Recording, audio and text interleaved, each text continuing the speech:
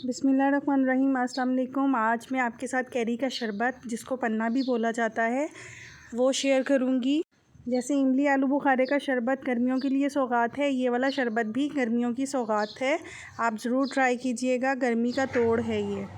4 से 5 कैरीज़ ले लेंगे नॉर्मल साइज़ की, वो पानी में उबलने के लिए डालेंगे और इतना बॉईल करना है कि छिलके का कलर बाहर से चेंज हो जाएगा और अच्छे से अंदर से गूदा गल जाएगा बिल्कुल।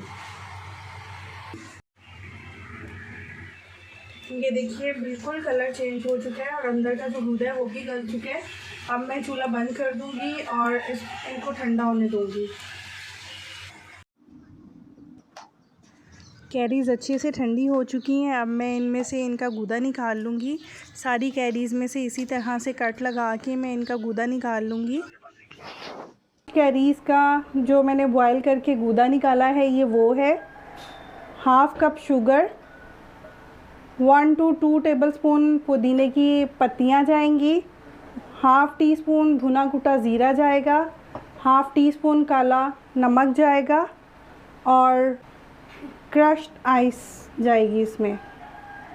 अब ये सब कुछ ब्लेंडर में डाल के ब्लेंड कर लूँगी मैं। बिस्मिल्लाहिर्रहमानिर्रहीम। ज़ीरा भून कर डालिएगा, बहुत ही अच्छा टेस्ट हो जाता है।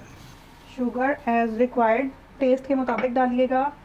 काला नमक, भुना कुटा ज़ीरा, पुदीने की पत्तियाँ, ठंडा पानी ऐड करके अब मैं इसको ब्लेंड कर लूँगी और इतना ब्लेंड करूँगी कि सारी चीज़ें यकजान हो जाएं और लास्ट में मैं इसमें बर्फ़ डाल के दोबारा से ब्लेंड करूँगी। गर्मियों के लिए ख़ास तोहफ़ा है, बहुत ही रिफ़्रेशिंग ड्रिंक है, आप भी ज़रूर ट्राई कीजिएगा।